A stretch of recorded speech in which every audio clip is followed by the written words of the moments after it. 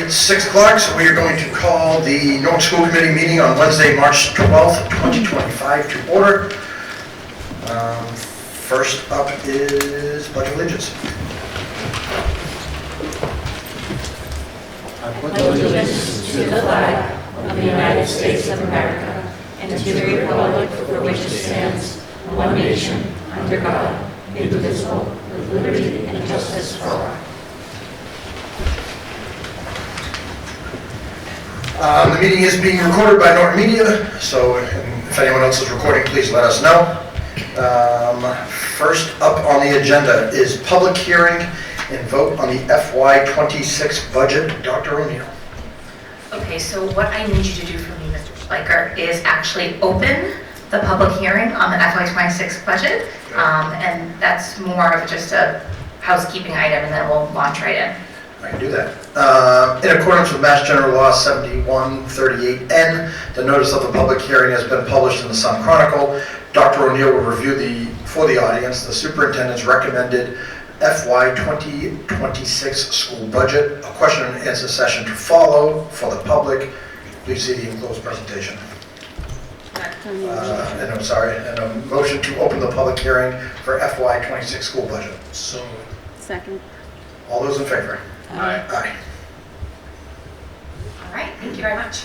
I have here tonight as well our high school principal, Dr. Ethan Dahlman, and LG Norris principal, Mr. Tom Higgins, who are here. Unfortunately, they weren't able to join us over the weekend, so I thought I would start with Ethan and Tom just to give you guys a quick overview of their budget, and then I will launch into the formal presentation for the audience. So you guys can decide who wants to go first. we go up there? You can, I say yes only because of the microphone.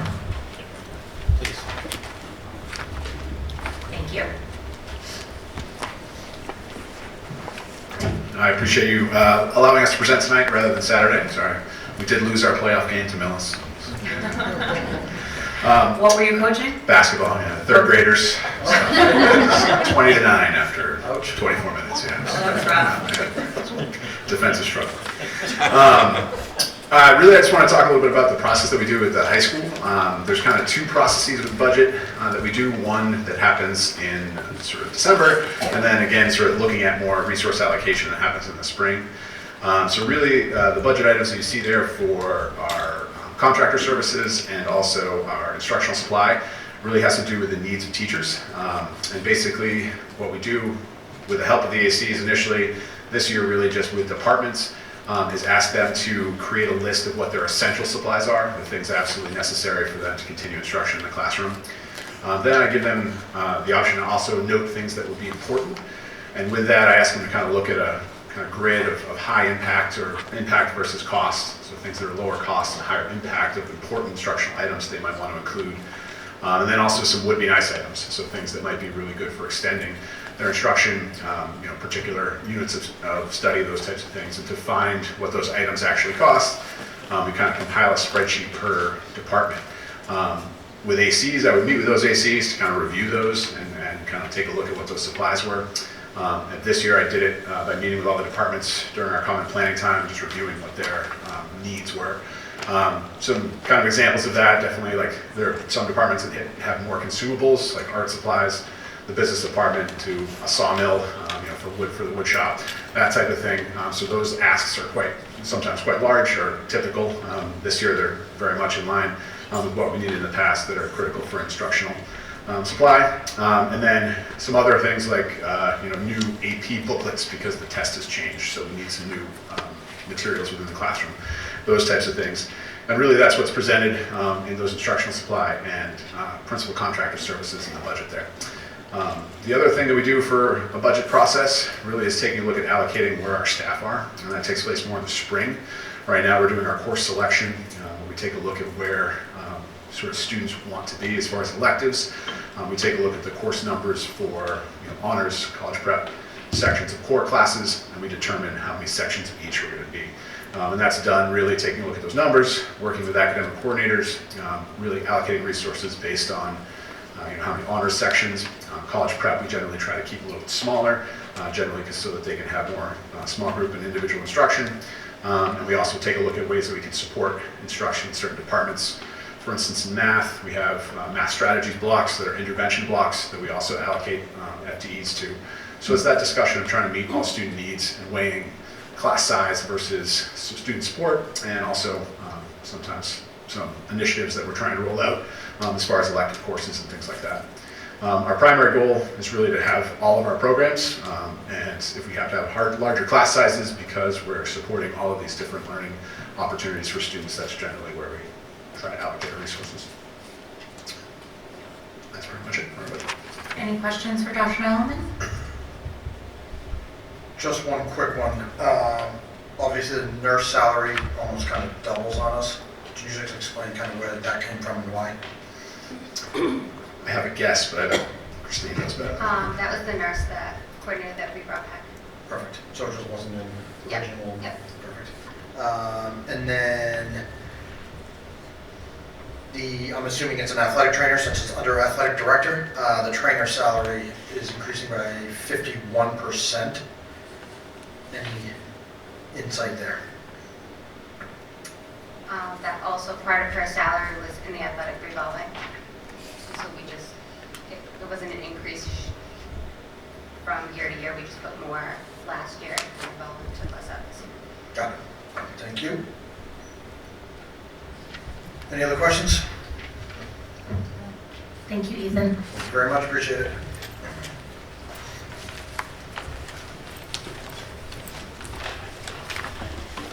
All right, Mr. Higgins. Microphone's on up. Probably not. Thank you as well for allowing me to present tonight as opposed to Saturday. I do have good news. My daughter Kiki's volleyball team came in third in the tournament, so sorry to Kiki's basketball team. We're rocking it with volleyball in the Higgins family. My process very similar at LGN to what Mr. Barrett and Mr. Gagan and Mr. Hayward presented on Saturday. In the past, I think this is only my third year here, so my third time going through this. Asking the teachers for their input, starting with staff meetings in December. In the past, using my curriculum leaders' input at the grade level, as grade level leaders, what they feel is necessary for their teams. Unfortunately, this year, at the start of this year, those were unfunded positions, but in January, I had a chance to discuss with them what they felt might be needed. Obviously, going from the largest budget in the district to the smallest budget in the district, the vast majority of our budget is tied to salaries for faculty and staff. And I know looking at, I had a chance to watch the presentation.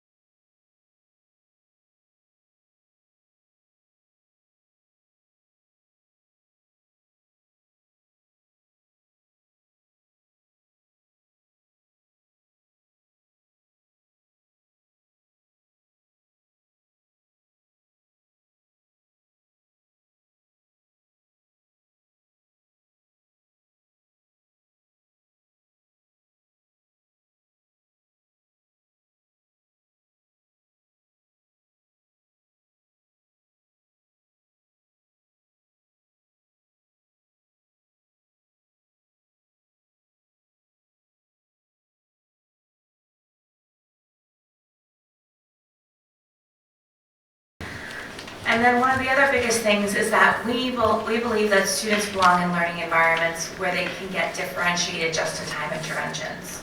So a lot of the work and a lot of priorities that we have as a school community look at these 3 core areas and see how we can improve upon what is already happening in our classrooms.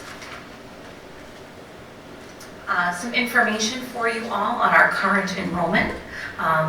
These are October 1st numbers, so they're not exactly what we have in our classrooms today because there is fluctuation from month over month. But I'm sharing the October 1st numbers with you because that is what the Department of Education at the state level uses for our finances, and that's how they get that per pupil expenditure, and that is the number that they base our local aid on, that 2,424 students. Of those students, 2,118 are Norton students that are enrolled here in our schools. We have 233 school choice students. Those are students that live in other communities but choose to attend school here with us. We have 44 students that are part of our READS Deaf and Hard of Hearing program. And then we have 29 of our own Norton students that their educational needs are being met in an out-of-district placement. I'm going to share a little bit of how our budgeting process works. You all just heard from Ethan and Tom how it looks at the building level. This is more about our district approach. Christine and I begin talking about the budget for the upcoming school year, typically in October, which seems a little bit crazy because the year really just began and we're already thinking about next year. But this is for us to, really take a look at what our contractual obligations are going to be for the year ahead. When we take a look at our collective bargaining groups, our independent contracts that we have, things like transportation, etc.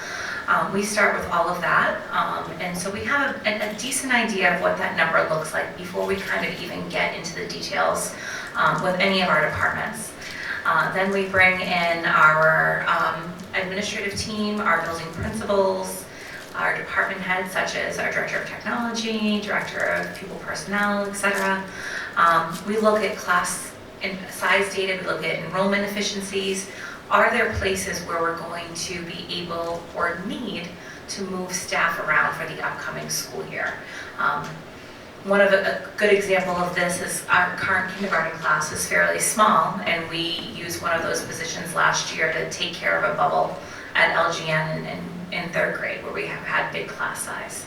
So we take a look at that, and we always go back to those core tenets of what we want our students to be able to experience.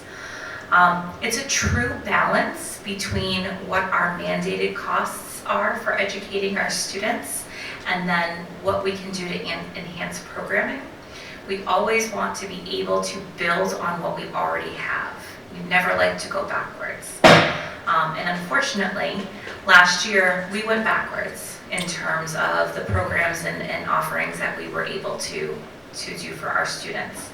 And then we also look at our strategic plan goals. As I think the majority of this room knows, we are in the process of developing a new strategic plan as a school community. So we're a little bit in flux in that area, but we know what our priorities are as a district. And then we always try to engage parents and teachers in the community and kind of prioritizing our needs. We are presenting to the school committee a level service budget. A level service budget means that we would retain all staffing and programs that are currently in place during this school year. A level service budget is a financial increase from one year to the next. However, it doesn't really add any programs or positions. With the deep cuts that we made in our programs last year, we simply want to keep what we have right now. It is important for the audience to know that this level service budget does include some staffing positions that were brought back after fall town meeting. So for example, middle school art, it's a slanted chair, Zach. Yes. Middle school art and music, as well as our reading and math interventionists at the lower elementary level. Those positions are included in this budget for the upcoming school year. So our final FY25 budget, when all was said and done, was $35,535,601. What we are asking for is a 4.96 increase for the next school year, which is $1,762,630 for a total of $37,298,231. As I said, this is a level service request. One of the things that the school department started doing many years ago was breaking down the difference in costs between our mandated educational requirements and what general education and operations looks like. Mandated education, I really want to make sure that we're not just talking about special education and special education programs. There are other things that fall under this umbrella. Our obligations to our students that are English language learners, our homeless students, making sure that they are able to get to school, get to and from school safely, even though they may not have a permanent home. We are responsible to make sure that there is no interruption in their education. All of those things fall under the mandated education line. As you can see, this is a 4.24% increase on that particular cost center, which means that it's a 1.74 increase on the general budget overall. That would bring us to a total of $15,183,868 for mandated educational services for the FY26 year. General education and operations includes everything else. This is all of our general education classroom teachers, our athletic programs, the yellow buses to and from school. It also includes keeping our buildings open day to day, utility costs, heat and electricity, making sure that we are, have the appropriate cleaning materials, our custodians. All of those other things fall under general education and operations. That is a 5.46% increase on the cost center, or an overall budget increase of 3.22. And that's where you get the 4.96 if you add the 1.74 and 3.22. Making the total recommended budget for next year of $22,114,363. One of the really important things for everyone to understand is that there are a lot of projections that have gone into this budget so far. We are still actively in negotiations with our teachers and paraprofessionals, and we just began negotiations with our administrative assistant bargaining group as well. So we are making these projections and these recommendations with our best projections that we possibly can at this time. One of the things I like to share is how we get from the 35 million to the 37 million and how we do that actual math over time. So the first is the increase in salaries due to contractual obligations. This is all district salaries.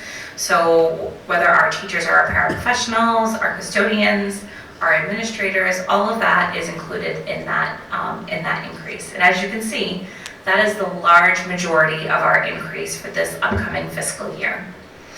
We are actually going to have a net savings on out-of-district placements, which is as of today, in this hour, in this minute. It is a changing target, and we never know when it might change again. But as of today, we have a $24,000 savings.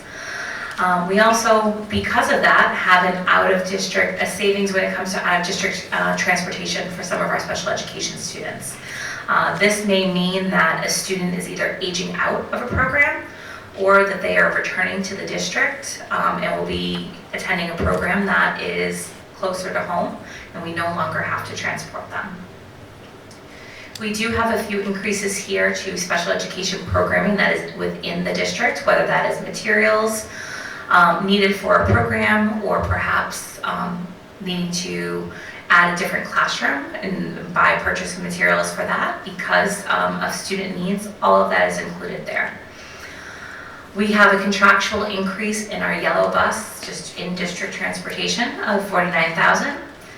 And then we also have a savings when it comes, a small savings, but we will take it, of about $7,000 when it comes to testing supplies and materials, and then a decrease in operations and management costs, which gets us to the $37,298,231.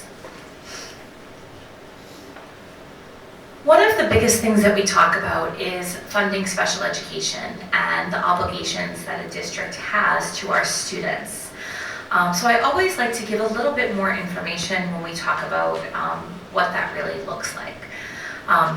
As a district, we have in-district costs, so things that are happening within our school buildings on a day-to-day basis. Those are, placements in our inclusion classrooms, our specialized programs that we host here in district. We have some incredible specialized programs for students that have a language-based learning disability. We have a program for students that are on the autism spectrum. We have an incredible program for students that are in the STEP program that may be just not at that same level as their peers. And then we have a GRIT classroom for students with social, emotional, and behavioral disabilities. All of these programs are absolutely incredible. They are staffed by extremely talented and dedicated teachers and paraprofessionals. And for every student that we are able to offer a program placement to in town, we are actually keeping them in their home school with their peers and not needing to spend the money sending them out of district. So we try to create those programs and to ramp them up whenever we can. We also provide specialized services such as speech and language therapy, occupational therapy, physical therapy, counseling services.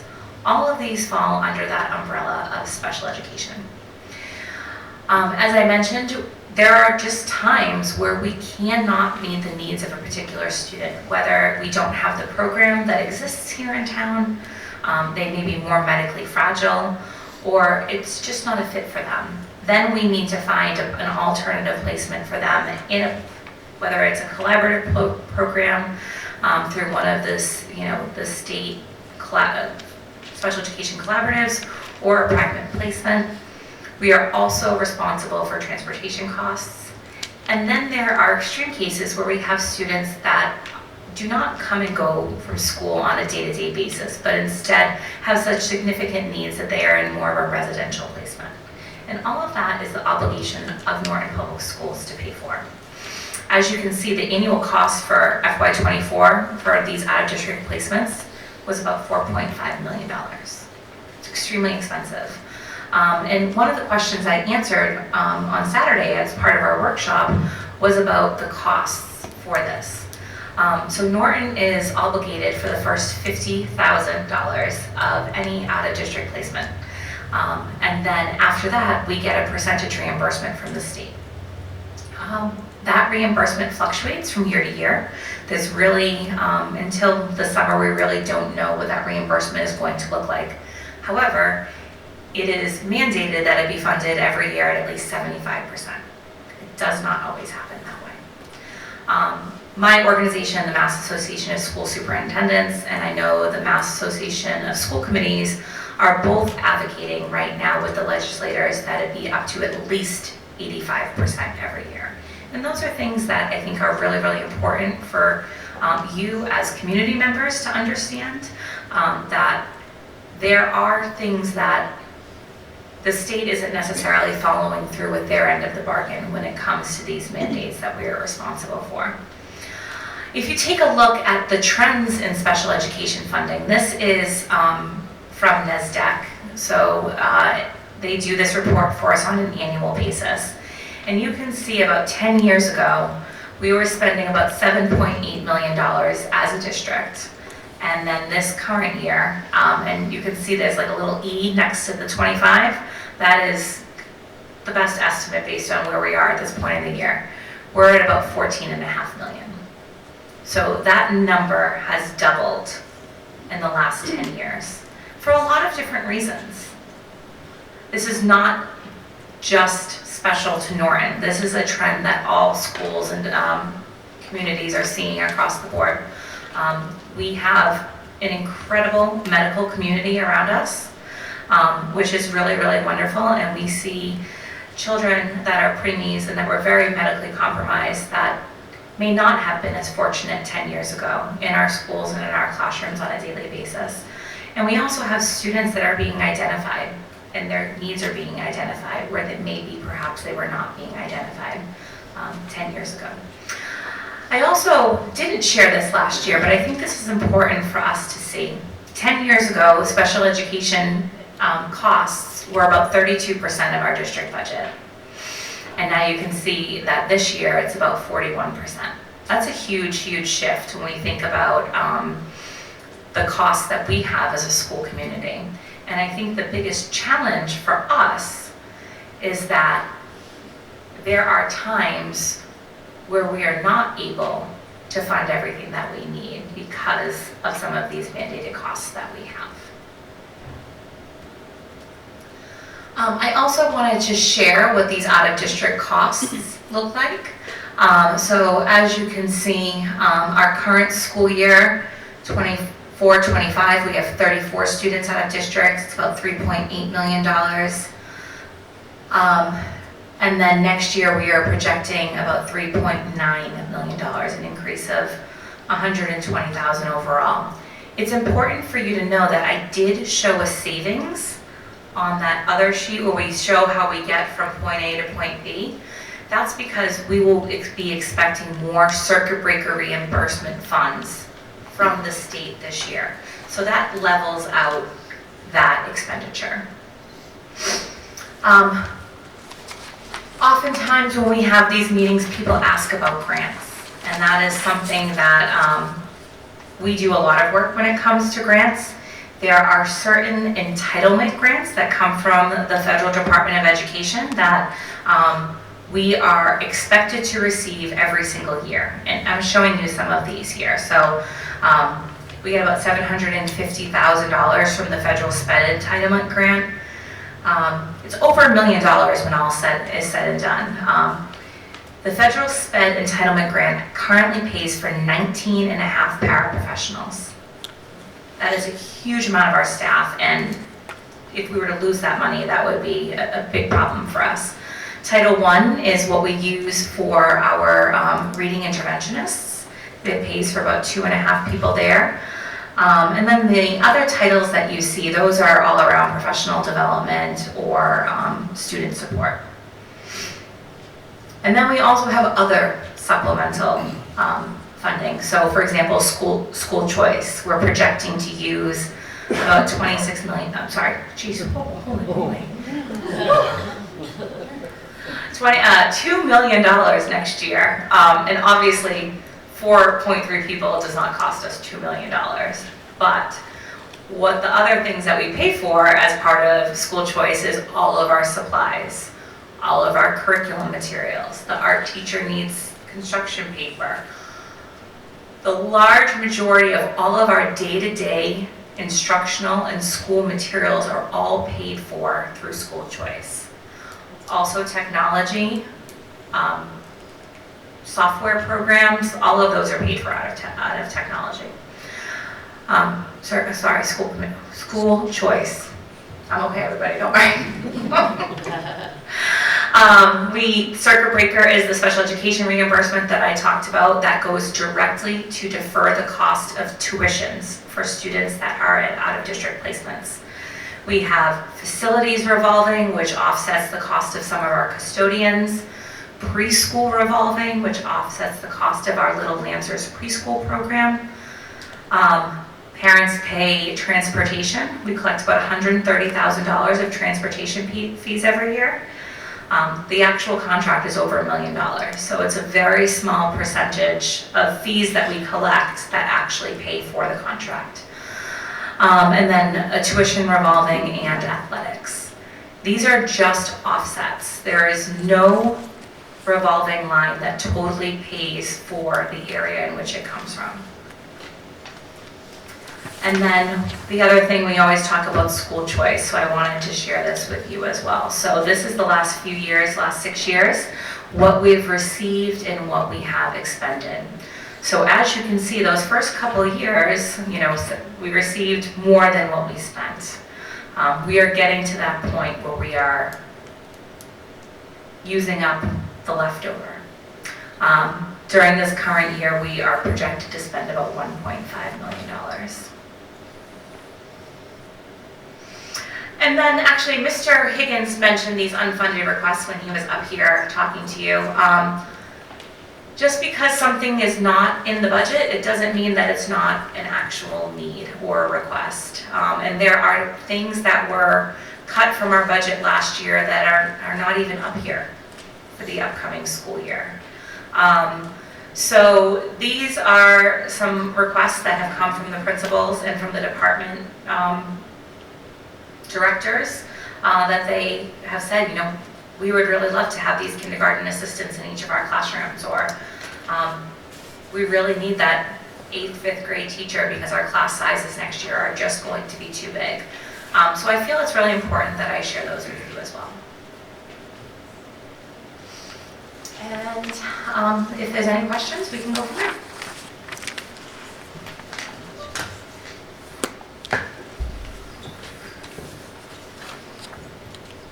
I guess we'll go, any questions with the school committee?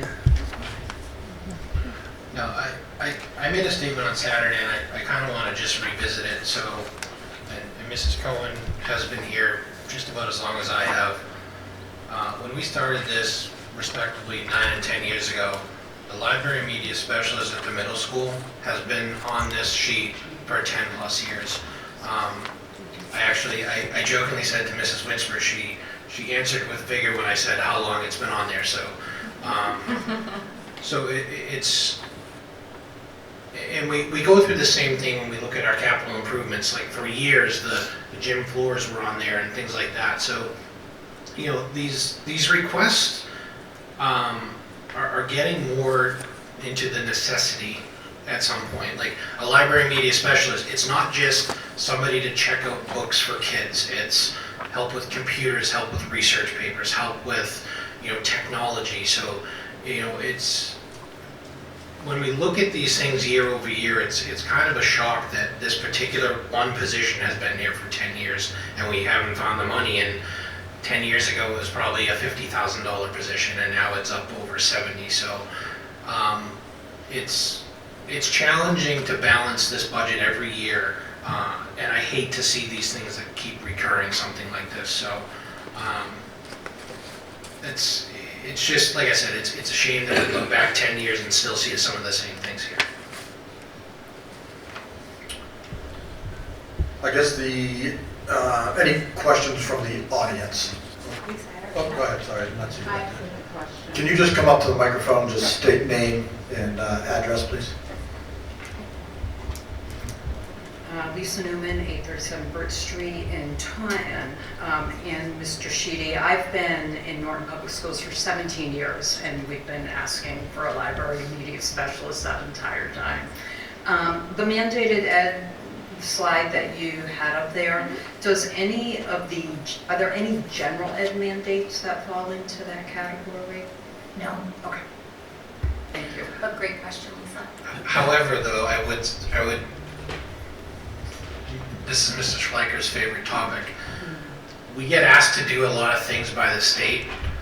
They don't call it mandated, but they also don't fund them. So it's a slippery slope to say it's mandated general education, but it's like, hey, you should do this, but we're not going to give you any money to do it. So we kind of go through this every year, as we don't like to separate the kiddos, general versus special education, because it's all one community, but the needs have to be met for everybody, and unfortunately, there's more mandates for those special ed kiddos that have, those contracts are binding. So every year we get this, question about mandates for general, and you can make the argument everything is mandated in general as well, because we have requirements by the state that we have to teach X, Y, and Z to every student. So yes, there is, but there's no money for it, and it's not held separately. And that's why I always try to make sure that I am clear when I say this is not about just special education. It's about our, providing ELL services. McKinney-Vento homeless transportation is under there. We try to make sure that we're including all of those things that are regulated by law under that category, because we don't want to group one set of students against another. We have more flexibility when it comes to certain things than we do have others as well. Someone else have a question? Paula, come on. Hi, Paula Daniels, 54 Power Street in Norton. I may have missed it, so I apologize. What's going on with the art program for the middle school? So I know it was sort of brought back in January. My daughter's in 8th grade. So it was offered as part of an ICE period, which is basically like a study hall, which my daughter needs that to study and everything. So she wasn't able to take part in the art class. Is it going to come back as a special, like the other ones, or? Yes, there will be other changes. There's going to be a lot of other changes that are happening. So right now we're looking carefully at, we have some retirements that are built in, we have some resignations that are built in, some people that, might be changing roles. So all of those things are a little bit of a moving target, but the plan is to move art back into the specials rotation for next year. Wonderful. I have one more question, is that okay? Could you speak a little bit to, so last spring, when we all met, joint meeting, you guys were proposing a 12% increase in budget. This year it's a 5%. Can you speak a little bit about the difference there, like things that may have been cut that aren't being brought back? Can you just kind of go over that a little bit? That's a big difference in the request. So ultimately, at the end of the day, we're down 22 staff members versus where we were this time last year. The original cut was 29. I was able to bring back 3 positions over the summer due to retirements or resignations just through staff attrition. Somebody retiring at 80,000 and being able to hire someone at 50. So we were able to bring back 3 positions that way. And then we brought back 4 positions after fall town meeting. So 26 minus 4, 22, I think I have that right. Yeah. So there are a lot of positions that are not included. We did not put any of those back in the budget for this upcoming year. We've also been extremely creative in taking a look at, we have these resignations and these retirements. What are the things that we have to fill? And what are the things that we can afford to kind of absorb? And what might that look like? Or are there ways, we've done this in this way for a really long time, and now this person is going to leave us. Instead of backfilling that, could we perhaps do this in a different way? And so we're trying to be really creative, because ultimately at the end of the day, I don't want to have to let staff go again. Like, I see Heather Triani sitting right in front of me, who's been a middle school world language teacher forever and ever, and is now teaching at the high school. Like, I want to be able to bring those things back over time. So if that means we're looking at things and saying, all right, just because we've always done it this way, it doesn't mean that it needs to continue. And be as creative as we possibly can when those opportunities come up, to give ourselves a little bit of wiggle room, hopefully down the road. But you're not, so a world language coming back to the middle school is not included It is not included, in the no. FY26 budget? Okay. Thank you. Unfortunately, no. Thank you very much. Jen, I just want to say too, Paula, to your question, and I mentioned it Saturday, I think when you go through this budget and you look line by line, you'll see more decreases this year than we've ever seen before. So we give credit to our staff up here, our admins that have worked tirelessly to really kind of look at everything, every possible way to keep what we have after what happened last year. So I just want to make that known, that when you go through this line by line, you can see, and you guys being on FinCom, you'll see it. A lot of work went into that to make this budget like as neat and clean and keeping what we do currently have. Someone else had a question? Come on up. And I just want to mention that we will put the full budget book on the website tomorrow, and that all of the materials from Saturday are currently there as well. Hi, Laura Gustafson, 9 Allen Drive. So mine is kind of a multi-part question, it all relates. School choice. So a couple of things. One, if you don't mind, just taking a moment just again to explain what school choice is, how that is a revolving fund for the school. Also, if you could just speak upon how we, the school committee elected to reduce school choice enrollment last year, right? So we have smaller numbers coming in. So if you can speak upon how financially, seeing as we seem to be significantly reliant on using now almost all of those school choice funding, where in the past we were using less than what we were getting, now we're using almost all of what we're getting. What is going to be the potential ramifications or effects that we're having a smaller enrollment, but yet we're really relying on the full funding? But also how that works. So where is that, what does that mean? All right, I'll start the conversation. So school choice is an opportunity for students that do not reside in Norton to attend school here within our schools. I heard a great analogy, I'll credit Dr. Bayetta when we first were rolling this out. He said, you know, you're on a JetBlue flight down to Florida and there's 6 seats left on the plane, and you paid $150 for your seat, but now JetBlue is selling those last 6 seats for $50 because they're going regardless. So it's a good way to kind of look at if we have availability, if we have extra space, allowing a child from outside of the community to come in and fill that seat, so to speak. We have a large number of our Norton staff that choose to bring their children with them to work. A number of families that may not live in the community but work in the community and want their children to have the educational experience here. We also have families that may live in a more urban community and want that small town school experience for their children. So we've done a number of different things over the years in terms of the numbers itself. When we first started out, and I can't even remember how long ago, 8 years ago, 9 years ago? 8 years.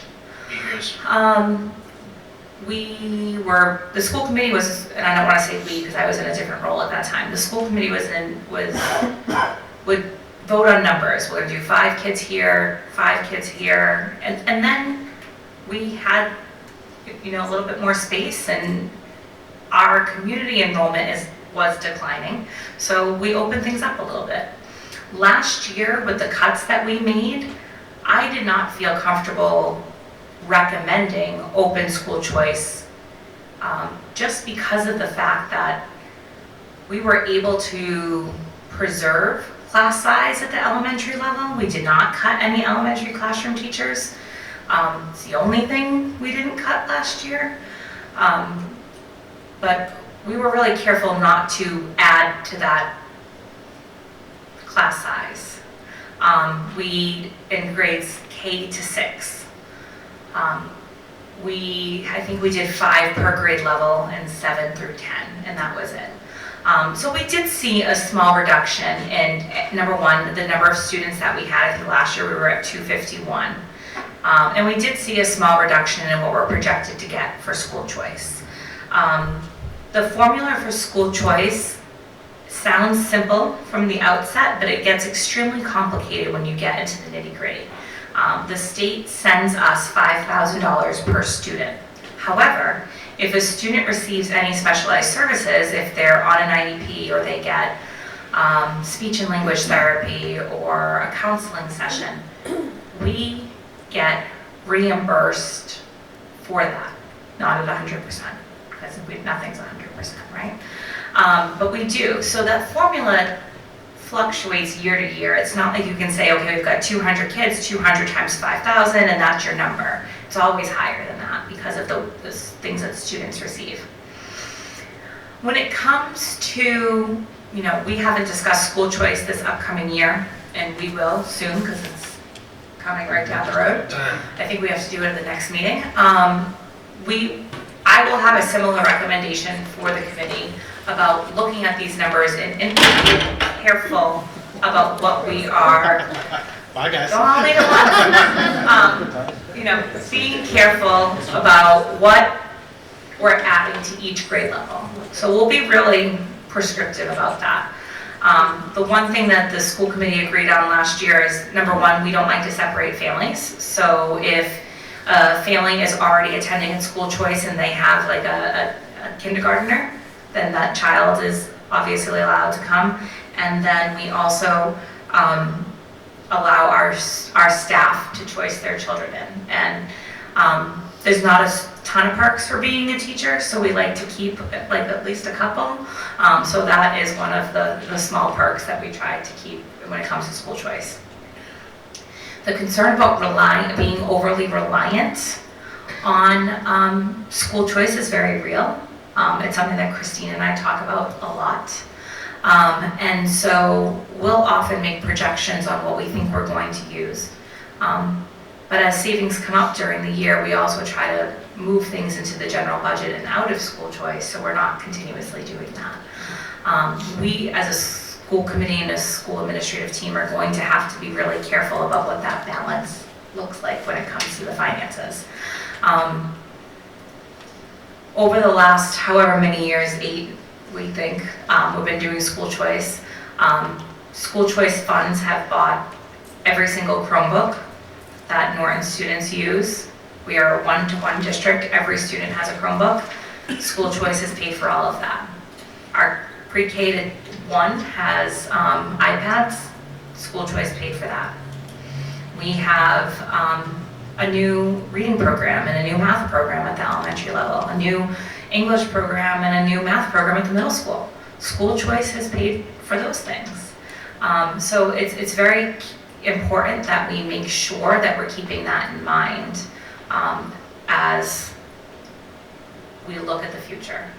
I think I'm a little bit more fiscally conservative, and I think Christine is too, than maybe people that have come before us, and we get a little nervous when we see the way that money can be played around with. And we want to make sure that we feel comfortable and confident. Because I don't ever want to come before a town meeting and say, we've overspent. That's the kiss of death for a superintendent. So, unless Mrs. Cohen wants to take it, a little history on school choice. So we for the first, say, 5 years or so, the majority of our school choice was spent on what we would consider somewhat like a one-time expense, like the Chromebooks, the leasing of the Chromebooks and things like that. Up until probably last 2 cycles, we've tried to not tie it to the budget. There was a previous member who sternly, every year, rejected that premise because of the simple fact it can dry up. It could very well dry up. But the somewhat myth around school choice is similar to Jen's analogy. We have to keep the classroom open anyway. And if our class sizes are low and we have the space and someone wants a potentially higher quality education than what they might receive, or they are a staff member, then the class is going to be open anyway. In no circumstance in any of these school choice numbers where we could take all the school choice kids from that grade and lose a teaching position, because they're spread out over just about every grade. Typically the kiddos will come in and they usually stay, and not that long ago I believe our valedictorian was a school choice student that came here from a different district as a high school student. So it's not, there's a lot of myths around it. It's not like they're, a kid that, couldn't get into their other district and came here as like a second chance. It's not anything like that. It's just they're looking for a higher quality education that they believe we can provide. So we're always hesitant to tie it for, budget expenses, and unfortunately the reality is we keep having to exhaust it year over year, and those one-time costs that we usually reserved it for are now parts of our budget that we just have to you know, as they say, we have to find money to put towards a budget, and we exhaust every avenue that we can. And I think with school choice, $5,000 has been like that since 1990, I believe, so it has never gone up in the state's history of starting to put in school choice. Representative Howitt last year filed a bill to increase that number to $7,500, and it was crushed at the state level. So that is, again, with education, everything keeps going up in cost, yet school choice keeps staying where it is. You know, our per pupil cost is almost at $20,000, you know, per pupil here in Norton. That when you're getting 5, you know, that is some of the concerns that, you know, I have, and I'm sure other people on the committee have, as well as in town. I also want to mention, and thanks to Christine for kind of reminding me of this, we every year attempt to take, like, I think you guys saw 4.5 staffing positions as part of that school choice. We attempt to move those things out, and so that way we're not relying on it year over year over year. We also, there was one time where all of our substitutes, like school substitutes, came from school choice. And we're like, we're clearly going to need subs, like, so those are some of the things that we do every year to make us less reliant on school choice. But it's definitely a balance. And I think also going back to having a little bit more of a fiscally conservative admin, 246 students are school choice. Every average district around this area is 24 to 25, if they offer it at all. You know, so we have a lot of school choice kids compared to DESE, you know, dark districts and also locational districts. And again, you know, like any community, you can opt out of it at any time, but you are morally and legally obligated to continue to educate those students. And you know, one idea we had toyed with many years ago is, you know, the one downfall to school choice is that kiddo has to be brought here by somebody. We can't offer transportation. So, you know, many years ago we had said, well, if we can park a bus at a certain spot in a different town, then maybe we could get more kids and raise those numbers. But it turned out we actually can't do that. So, but that was the thought. That's where creativity comes into the budgeting. But like, if I could park a bus and I can fill that bus with school choice kids, sign me up. You know, so, and that's where that outside of the box thinking comes into play some years. You know, and then you investigate it and you're like, yeah, you can really do that. So, but the thought was there. I just have a comment about school choice. I'm sure you didn't think that this question was going to lead to such a discussion. I did. So I think that the premise of school choice is great. The thought of it is awesome. I think the one concern that I've always had about it is, yes, we get funded the $5,000 and this is money coming in and that's lovely. And yes, we get reimbursed for the special education costs, like if they have OT or PT or whatever.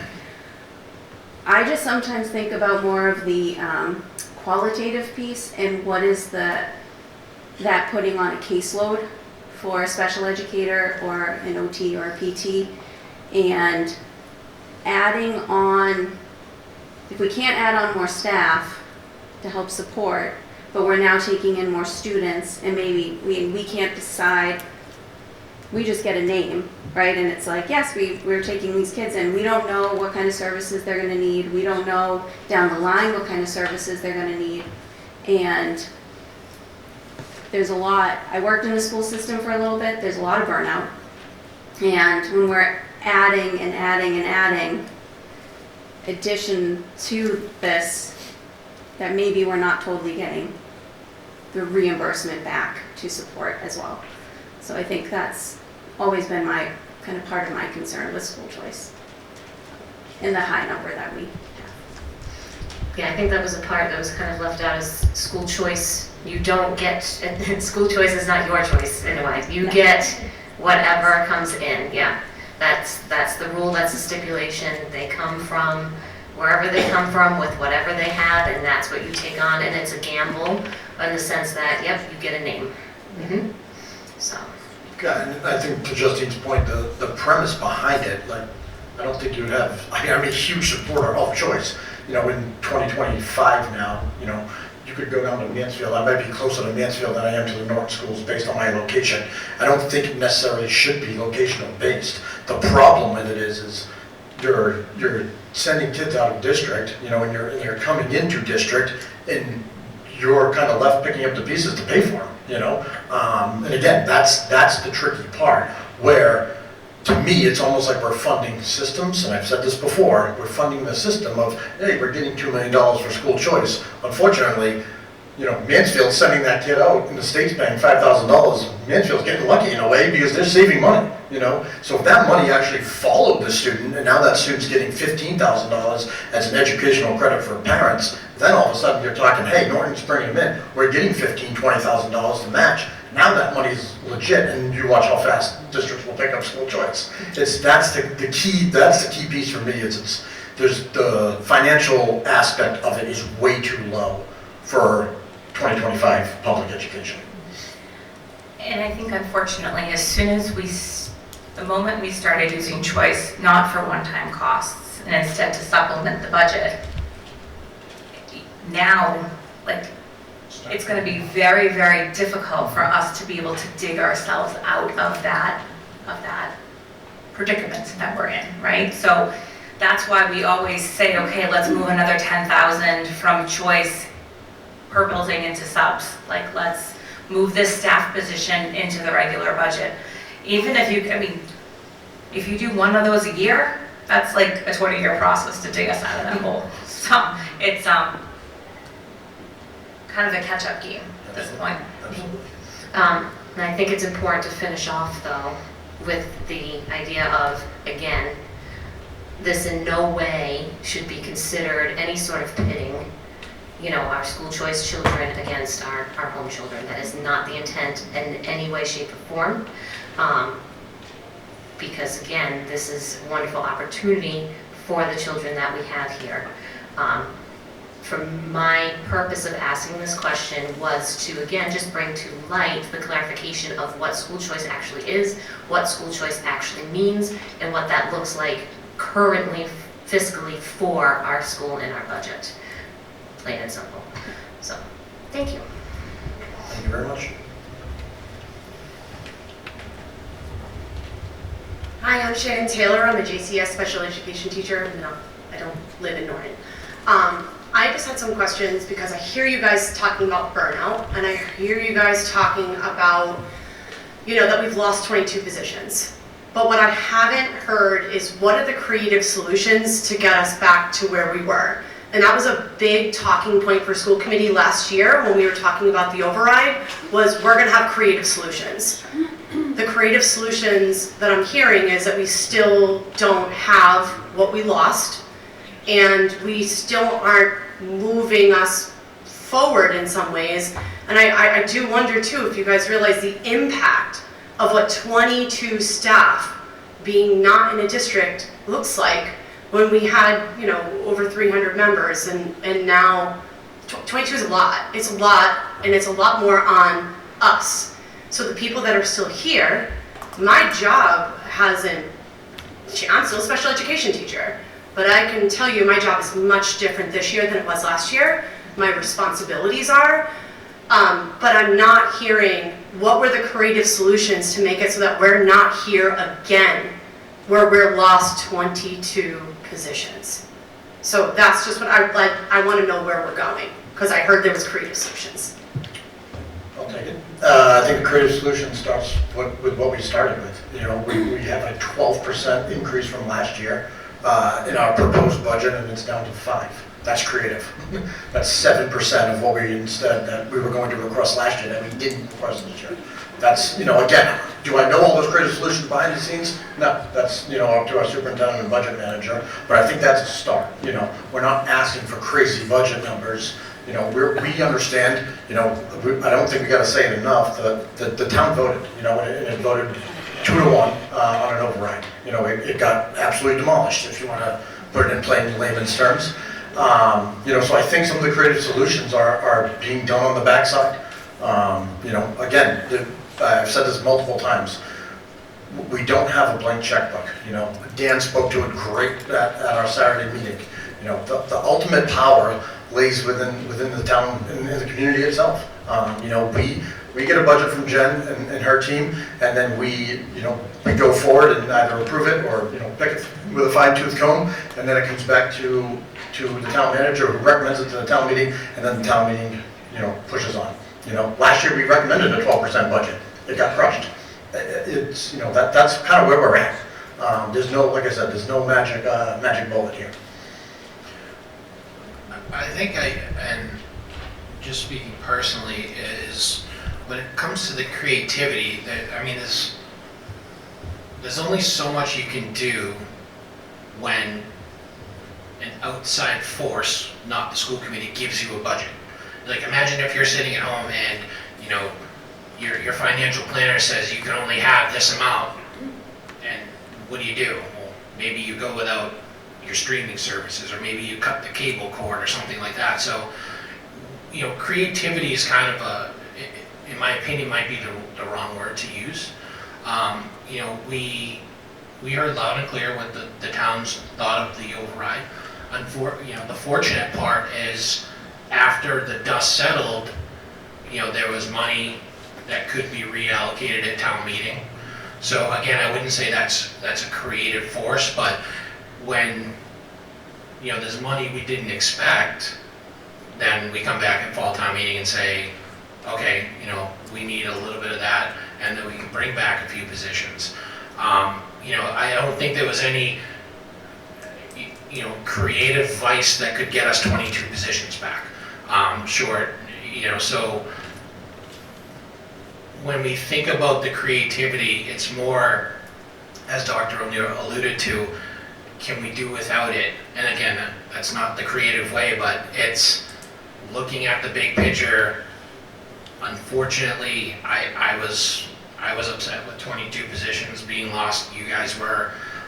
It would take a monumental task to get those 22 back after a year. As I mentioned, there's been a position that hasn't been funded for 10 years. So, we can say creative, but it's more, what do we do to just keep the lights on, and then maybe we can chip away at gaining back those positions here and there. There's a finite amount of money to go around. So I would hesitate. Like I said, I don't want to dismay you, but creativity is probably not the best way that we should have phrased it. It's more, can we exhaust every avenue of revenue in our domain? And I think we've done that as much as we can. And there was public officials that wanted us to come in at an even lower number to start with, and unfortunately that's probably not the best process for us, because again, the final number, which will be recommended by the town manager, the select board, the FinCom, ultimately it's the voters. And as I mentioned, the voters have the final say, and if the voters want it to be changed, then you go through town meeting and you go through the process and you ask for it to be changed.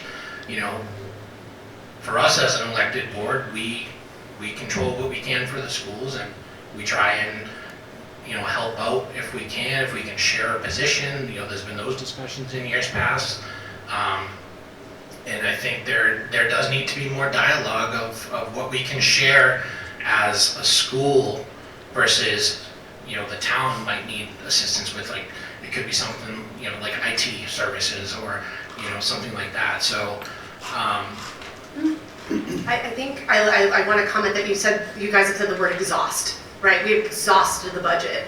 We're getting to the point where you're exhausting your educators, because we don't want your children to have less. And we have less now than when I started 13 years ago. What I had as options as a special education teacher, what I had for resources, what I had for staffing, what I could do, much different when I started than it is now. So the more we keep exhausting and burning us out, then we're not ever going to be able to move Norton forward, which is what all of us want. All of us have this really strong Norton pride. But I hear we're exhausting the budget and we're burning people out, and I just need you to know that it is truly happening, that we are trying to be sure that your children have the experience that we want them to have, and not that we were spending money like crazy before. We had all these really fancy dancy things that other, like, we still don't have what other districts have. We still don't have the resources that our kids need. And then to know that, again, we're 22 positions back, and we have others that have been on the docket for 17 years. It matters. All of that matters, and I'm glad that we're trying to be more fiscally responsible and putting the numbers down and not putting so much out there, but we can't not put out there what we don't have now based on what we used to have. And I feel like that's a big part that's missing in this, is sure, we're putting forward a budget, but we're not putting forward what Norton deserves. Shannon, I just want to mention too, I hear you. I'm sorry. No, that's I didn't okay. mean to walk away. No, it's okay. I hear what you're saying. I've sat in this seat for 9 years now and have fought for these schools even before my time here. I will leave this seat in 2 more meetings, I hope, unless you guys put another meeting in that I don't know about. I'm all about having Sherry cry at a meeting, so can we get her to Seriously, cry tonight? it could happen. It Let's could get her to happen. cry. Oh my God. Sherry, you're ruining our surprise, right? No, what if I get I've been here a long time, right? Yeah, so I just need you to know too that it's exhausting for us to sit here and fight time and time again and try to get our community to understand what we need, and it's just not there.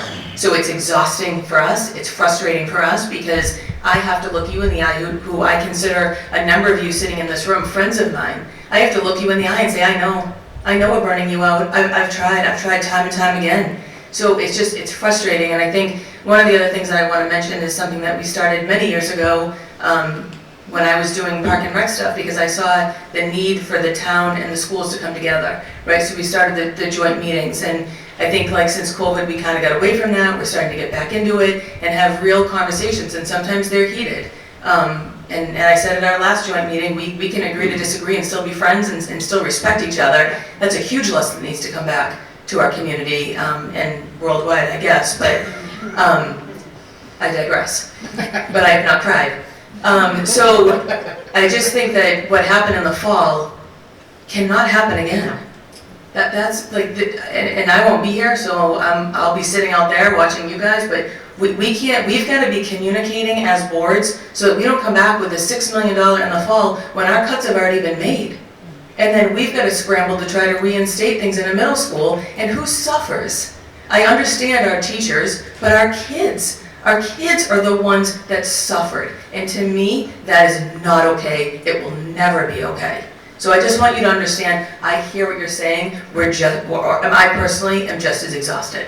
Yeah, and I don't feel like as you guys as a board in whole are trying to hurt children. That's not what I'm saying. But I'm also saying we heard creative solutions. We heard moving forward. What are the things that you guys can bring to us as an association? I don't represent the association anymore, but as a member, what are the things that we can do that gets the town to understand that teaching in 2025 is not what it was in the 80s, and for better, for worse, in a lot of ways for better. I think we're doing really great things for kids that we didn't have access to when we were growing up. How do we communicate that in the most efficient way, especially so that we don't have people coming back and saying, we're finally being fiscally responsible, when I didn't live in a Norton where I thought I had too much. I always was living in a place, or working in a place where I thought, if we had a little bit more, how much more could we do for our kids? So I just don't want that narrative also out there that we've taken too much in the past. When I know, like Mr. Sheedy said, we've had positions we've never been able to fund that really needed to be funded. So thank you for the time, guys. Thank you. If I could, sorry, I just want to say one more thing. Shannon, I think you can go sit down. No, it's okay. You can go sit down. This is really for everybody. I can't put 22 positions back in this budget, right? We just know that that's not going to happen. So my goal for this budget was to be able to kind of keep what we have and then give us a little bit of wiggle room to add something back. And I hope that if we can do it in a way where we're doing it a little bit slowly and we're like being careful about it, then we can continue to add things. I mean, last year, the majority, like a lot of the positions that we cut were positions that I created with Joe, and to see like 10 years of work into programs and stuff that we did was heartbreaking. I've been in Norton for 22 years. I've never had too much as a classroom teacher, as an administrator. Like, there's always other things that we could have. But this year has been really tough, and I appreciate the educators that are in this room tonight. I appreciate the educators that are not here tonight, because they have taken on a lot to replace those positions that were lost. The difference between a 4.96 increase, which is level services, and a 3%, which is what the select board asked us to come back with, it's less than $700,000. So if we have a year with free cash, I would hope that the committees and the town manager and the finance committee will recommend for us to get this level service budget this spring, not wait for the fall, because we have a really difficult time hiring people in November after we've made cuts. Or maybe we can come up with another plan to get us to that point where we get money in the fall, but maybe it's for transportation or something along those lines. But it's not a multi-million-dollar difference like it was last year. We're close. Thank you. Thanks. Hi, Bridget Carr, Oak Street. You kind of touched upon what I was going to ask, but really quick, the 12% budget that was proposed last year, that was the override budget, quote unquote, or no? What was that like? Sorry. Yes, that was level services for us, but it was 12%. And this year it's 4.96. okay.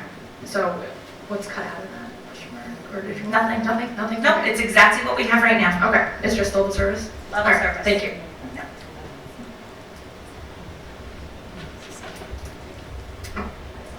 Karen Drain, 6 North Washington Street. I have a couple questions. You just touched briefly on this, so it's kind of related to that. When will you just talk a little bit closer? Sorry, I don't talk closer to the microphone. Or should I just talk louder? When will you know the percentage that the town is going to recommend? And also, who sets that percentage? Like, does the town manager just say, hey, you're getting like 1%, and general government is saying 1%? Okay, answer that. Sorry, I have a related question. I'll know as soon as they finalize their thoughts and tell us, but I don't know that yet. But just like I make a recommendation to the school committee, the town manager makes recommendations to the boards, so the finance committee and the select board. Okay, and then has the district or the school committee ever considered advocating for a higher percentage for the schools in the spring? As you spoke to about free cash in the fall, last year, both general government and schools got 1%. Now, after the supplements in the fall, general government, don't quote me on the exact numbers, because I don't have them with me, general government netted out around 4% budget, and schools netted out around 2%. And as we know, adding things in the fall is impossible. So if we are going to continue with this kind of model that in the fall we're going to have supplements, would it make more sense for the schools to get more like 4% and general government get 2%? And of course I'm making those numbers up because, you know, we don't know what those percentages are going to be. In the thought that general government, it's much easier for them to add in police overtime, it's actually easier for them to add in positions as well in the fall because they can hire anybody at any of that time. So if I can just answer that real quick. Yeah. So as Mrs. Cohen alluded to, we welcome open communication. And it is a town budget and schools budget and highway and police. A lot of it is a bit of a balancing act. To your point, you know, when we historically have gone to fall town meeting, it's not to look for money to add positions because our budget and our services basically start on July 1. July 1. So, you know, it's, as we found this year when we got supplemental money at fall town meeting, we couldn't find people for some positions. So that's the balancing act. But, you know, the issue is always, to your point, could the schools get a little more and somebody else gets a little less? In theory, but we are bound by what the recommendations are made. Not so much the recommendations, but if the recommendation is made by finance committee, select board, and ultimately then pushed to the town at town meeting, it would take someone of the town to say, maybe the school should get a little more, but the caveat to that is always who gets less. So that's why we would prefer to have those discussions prior to town meeting and say, can we maybe get this 4.96%, and then at fall town meeting, we don't ask for anything. We've done that in the past. Or, many years ago, we had a big number at fall town meeting and it was transportation payment. Because we can only fluctuate our payments for so many line items, such as transportation. We can kind of push that off and say, yeah, we'll pay you in a couple months. And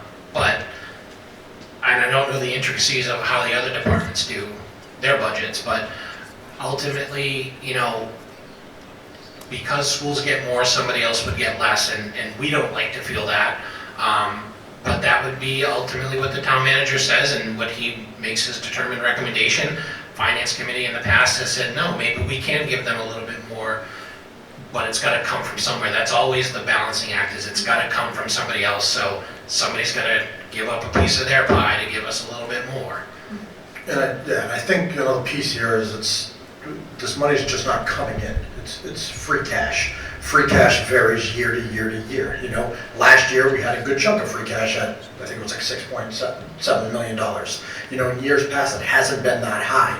So it's not as simple as, we're going to fund the schools up more up front because in the back end they're going to get more money. Again, in theory it sounds great, but if free cash money comes in at $1.2 million and we're trying to fund capital improvement projects or put more money into stabilization fund, now you've really you're setting the entire town finances back as well.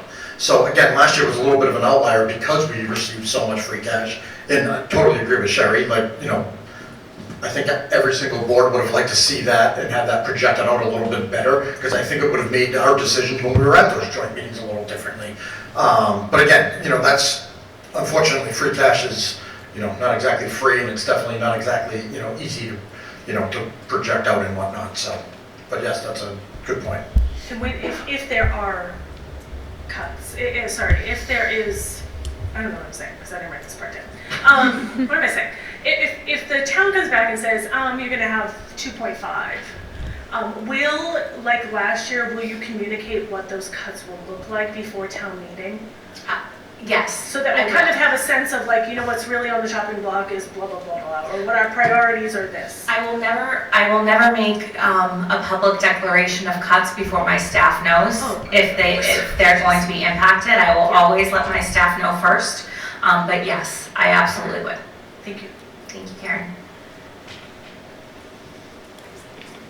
Hello, I'm Val Cabral. I live at 50 Mansfield Avenue. I have a comment and a question. The first is a comment. The resounding failure last year was less than 37% of our town's registered voters. I would really like it if heads of boards in general stopped saying that the town soundly rejected something when, for example, the MBTA thing was like 100 people at a town meeting. And in the case of the override, I'm pretty sure that not all parents in town even voted, because it was like 37% of the town who actually voted in the special election for the override. My question, and I apologize if I missed this because I had a work call come in at the beginning of the meeting. There was a significant figure related to federal funding for special education in the budget, like 700,000. Yes, it was 750, I believe. Are we concerned about that? Because from what I've been hearing, there are an awful lot of federal Department of Education shakeups happening, and there have been a lot of threats to funding, and there's been a lot of send it back to the states. I'm concerned that if we're in a situation where we're still running kind of on a deficit in town in general, and we keep struggling to fund the schools, do we have a plan if that $750,000 goes away? And I don't know if we could, but has that been taken into consideration, or are we trying to plan for? So right now we are optimistically hopeful for the upcoming budget cycle, because the way that federal entitlement grants work, and I did the Title I grant for Norton for a million years, is they're almost on a year delay. So the way that it works is that by the time the money actually gets to the state, it's been almost an entire fiscal year before it was actually voted on. So we're feeling pretty good that the FY26 federal funding should not be impacted by any things that may be happening at the federal level currently. Where we may need to worry would be the FY27 year, because that is the current budget cycle that the feds are talking about now. So that is something that Dr. Ackerman is now our Title I director. He writes all of our Title grants, and Casey Russo does our federal SPED program and then the preschool grant. That's something that we're constantly keeping our ears to the ground just to kind of see what this could look like down the road. But as of right now, we are keeping everything crossed that we will be good for this upcoming fiscal year. Got it. Thank you, of course. I have a comment and a question as well. I've been listening to you all talk about specialized programs and the kiddos that come from school choice, and it all sounds really great. However, I'm on the front lines of those specialized programs and those kiddos that are coming.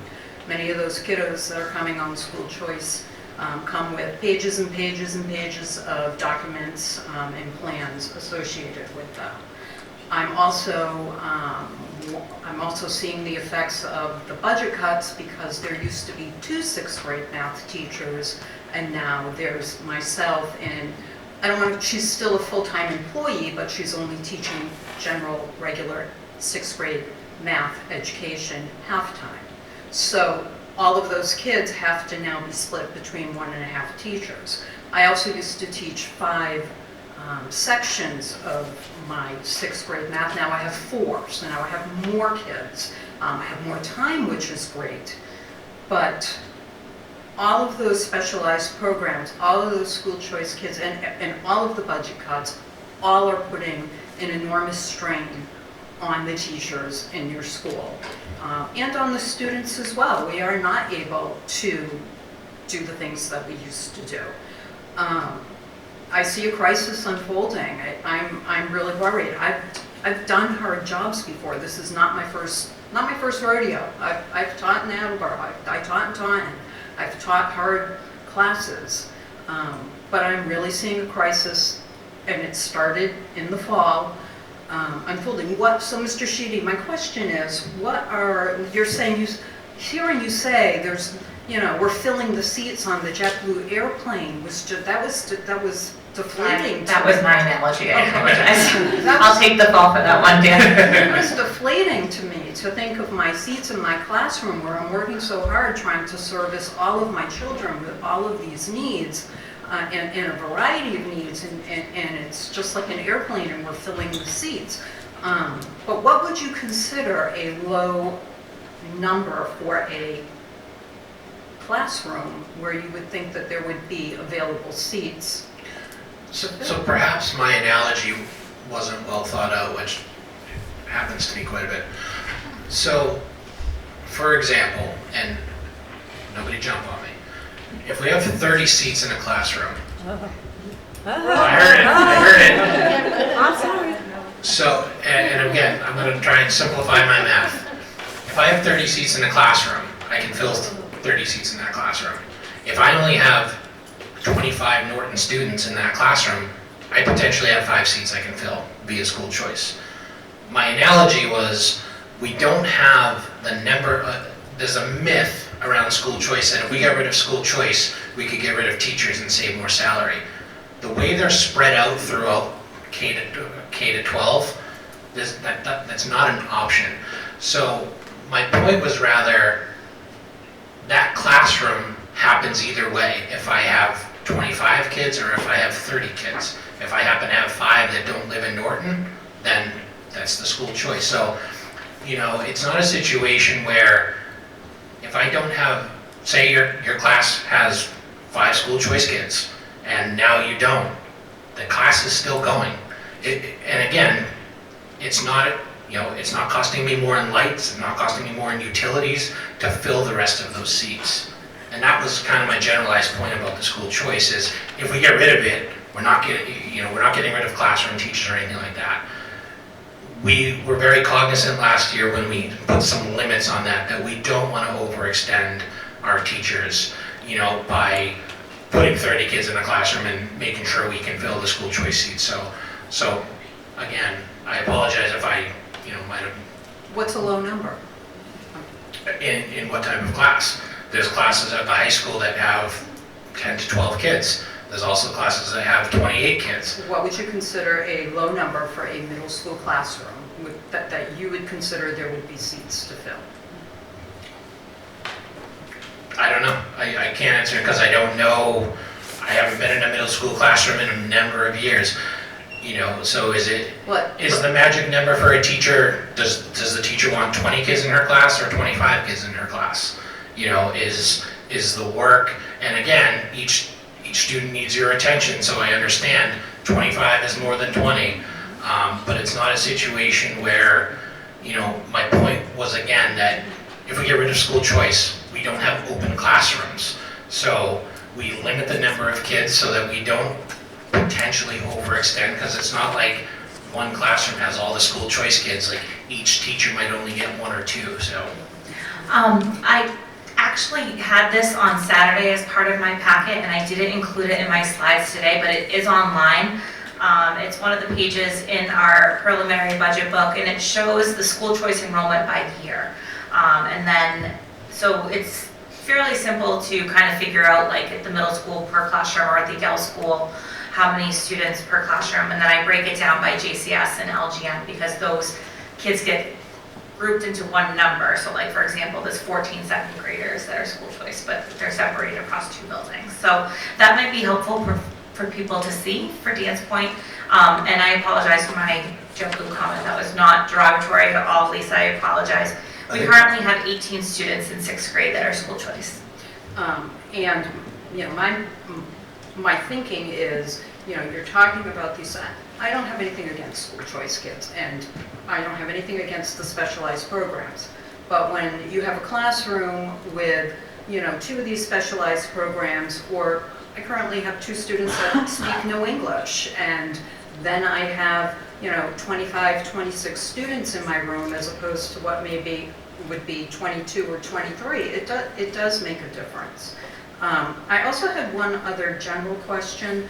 I was previewing your slides online, and you're not presenting those tonight, right? Like the graphs of each school, the pie charts? No, those were from Saturday. Yeah. They are all online and will be there as well tomorrow. These will be a part of our full budget book. Do you also have one? I didn't see it, and I don't know if it's because I just went through too quickly for central office. Do you have a pie chart for that? We do not. Any plans to put one in? Sure. As long as she agrees.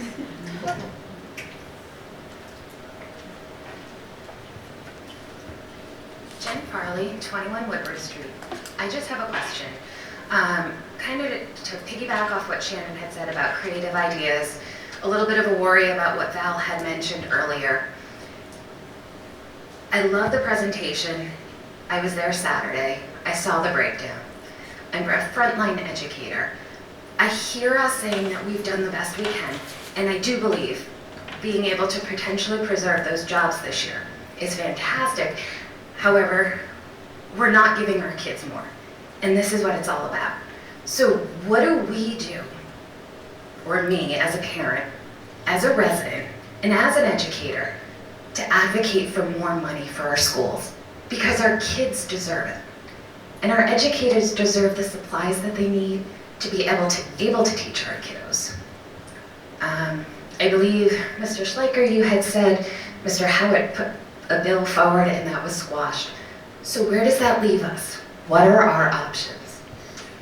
Again, I think it's going to go back to one thing and one thing only. We keep talking about it. We're not getting the amount of money that the state is asking us to try to fund kids with. I mean, you're looking at a massive issue that, they're telling us they're going to fund us at 75% reimbursement rates, and they turn around and give us 57%. We're left to pick up the pieces. So until, again, for advocating and going forward and getting your neighbors, and unless you're going to get an override passed in the town, the only next option is to increase state funding for education. And again, Norton's at this, ability to pay district, which makes it very tricky. We're getting, some years we've getting $30 a kid from the state. $104 was the highest we've ever gotten from last year. When a district down the road in Stoughton's getting sometimes over $1,000. The cities are getting $4,000, $5,000, $6,000 a kid. So we have this ability to pay. Yet we're very different from a Westwood or a Dover or a Shorthorn, yet we're to the state, we look the exact same. I mean, turn around and go to those towns and tell me we're the exact same, you're out of your mind. So I think that's, unfortunately, I don't know. I think that's the problem. I think everybody up here, obviously the more money you have, hopefully the better off you can do. However, we've had all these positions, we had these positions 5, 6, 7 years ago, and unfortunately, when I'm looking at it and I see, STAR testing, MCAS testing, the whole idea behind, COVID and what the state did, and our kids' education and their testing scores, and are going down and not up, yet we're funding more and more money to it. We got to fix something. Something's broken, So again, if you had the answer, I think you would be a multi-billionaire. Because again, this is not a Norton issue. Go look at Easton. Easton looks right now at this, they're fighting with each other back and forth, just like we did last year. They're looking at cutting 60 positions. North Attleboro last year cut 20. Mansfield is looking at an override. Easton's looking at an override. These are towns that are obviously, a little wealthier than Norton, if you will, but, they've funded overrides. They've done multiple debt exclusions, and they're still in the same spot. So we just keep saying we can do this, do that, advocate here. To me, it's so much bigger than the grassroots in the town of Norton. It is a monster issue across the entire state. So I don't disagree with that. And I was out there a lot of time last year working towards the override. And please forgive me, I'm exhausted tonight. My words are not coming out quickly. But hearing you say that, and it is a bigger issue, it's more global. Do we need to band together? Is it we need to talk to our town manager to have him, him right now, to advocate for more? How as a resident and as a parent, can I help move our Norton community forward? Because our kids deserve more. Our kids deserve better. Yeah, And again, I don't know if there is an answer, but, Shannon, I think it was you, Norton Pride. We care. And I'm looking at you, Sherry, and when our kids were in kindergarten, there was a para in the classroom. And I think of all the changes, and I think of all the things that our kiddos are missing out on. But I care, and I want to know, as a resident, how can I help support you as the school committee? You are our voice. Is it the town manager, or is it the state house? And again, I know our future is sort of uncertain, and that terrifies me, because our kids are our future. They're our doctors, our police, our teachers, and they're going to care for us when we're older. So again, I get that there's no real answer, but if there's something that we can do, let us know. Yeah, I think ultimately, unfortunately, in the world we live in the country we live in, which is obviously outstanding, but it all starts at legislation. It's got to start from the state level and our reps, and obviously, with Jay Barrows retiring, you got Mike Jason coming in, who seems to be hitting the ground running. He's on the Ways and Means Committee. We've had multiple conversations. He's shown up to a few of our meetings. Between him and Howard, hopefully we can kind of start making the dent, in terms of how do we fix this problem? And again, I reiterate, Norton is not the only issue, the only town with these issues.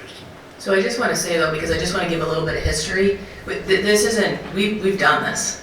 We were in the same position years ago where we're like, this is so frustrating. We would meet with other boards, we would meet within the town, with the town manager, and we're still where we are, right? So we would ask our representatives to come to our meetings. Great, they come, and it's talking in the same circle, right? So that's why when people, don't want to get involved in politics, I get it, because the circle needs to stop. And people need to start coming up with real solutions. I mean, I agree with Nick completely. Like, our state needs to help us out.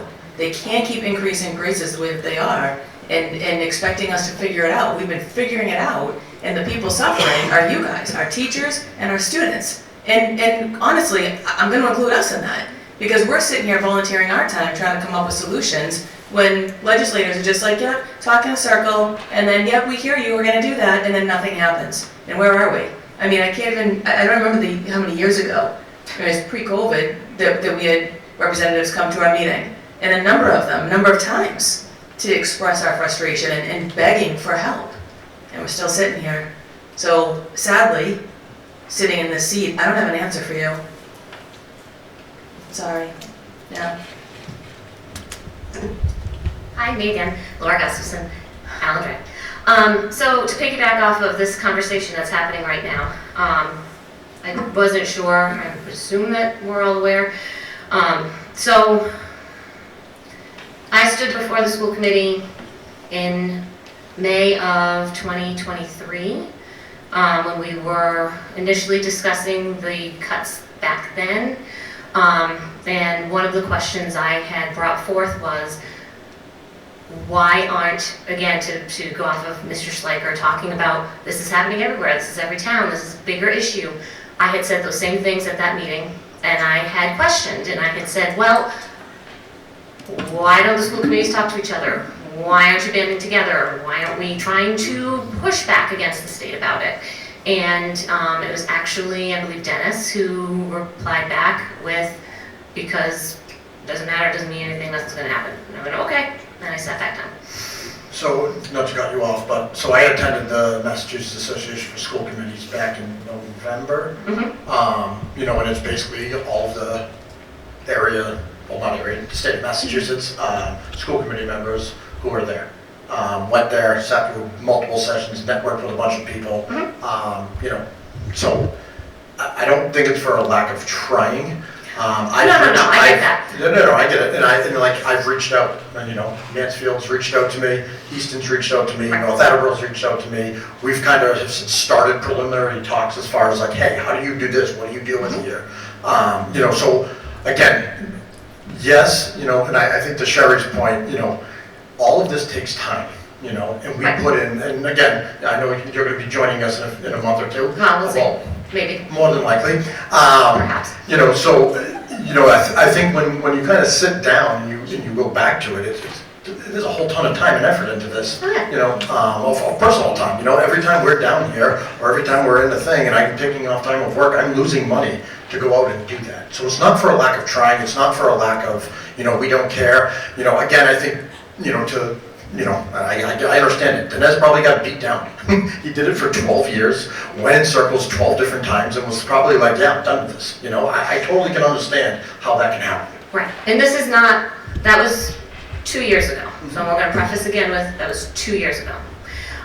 So just to sort of put everybody in the loop, so there was a joint statement from the Massachusetts Association of School Superintendents, the Massachusetts Association of School Committee, and the Massachusetts Association of School Business Officials.